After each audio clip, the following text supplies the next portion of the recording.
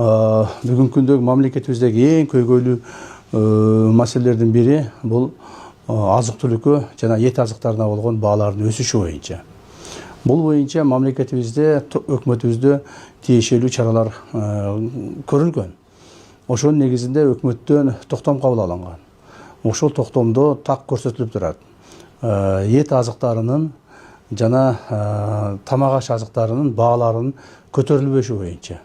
Жана ошолорду контролдоп, бааларды бир таризде кармоо боюнча. Бирок ал нерселер эч жерде сакталбай атыптыр. Мен аны көрүп элден да угуп келдим. Базарларга да чыгып көрдүм. Мына кээ бир жерлерде эттин баалары 800-900 сомго чейин чыгып кетиптир. Кээ бир жерде 700-750 сомго чейин бар экен.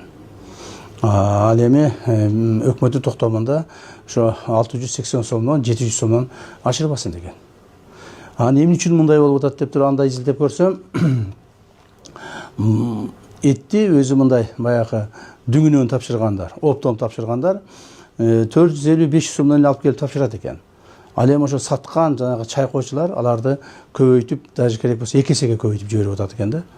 Ошондуктан биз ушул нерселерди, бааларды контролдошубуз керек. 450 сомдон алып келип сатса, 500 сомдон алып келип сатса, 550 сомдон сатса болот. 1 килограмм этке 50 сом кошсо болот. Ашып кетсе 100 сом кош 1 килограмм этке. Ошондо 600 сомдон сатса болот. Ал эми бизде болсо 700, 800, 900 сомдон болуп кетип атыптыр. Муну ким контролдош керек эле? Мамлекет тарабынан. Муну мамлекет тарабынан контролдоого алган госантимонопольный комиссия бар. Ошолор агентство бар, ошолор караш керек эле. Жергиликтүү бийлик органдары караш керек эле. Акимдер, мэрлер, губернаторлор, эскиче айтканда губернаторлор, мына ошолорду тыкыр көзөмөлдөп, жана ошону өкмөттүн токтомун ишке ашырыш керек эле. Бирок бүгүнкү күндө жергиликтүү бийлик органдары такыр карабай койгон. Алар өздөрүнүн жумуштарын аткарбастан бул нерсеге кайдыгерлик кылышкан.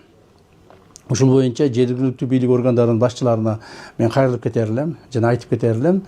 Мындан ары базардагы баалардын кайсылар региондо болсо өсүшүнө, ошол өкмөт койгон талаптарды, токтомдордун аткарылбашына жергиликтүү бийлик органдары жетекчилер жооп бересиңер. Жооп бересиңер. Шылтоо болбойт. Эгерде кайсыл жерде эттин баасы 700 сомдон, 680 сомдон жогору болуп кеткен болсо, ошол жердеги аким, мэр, губернатор түздөн-түз жооп бересиңер.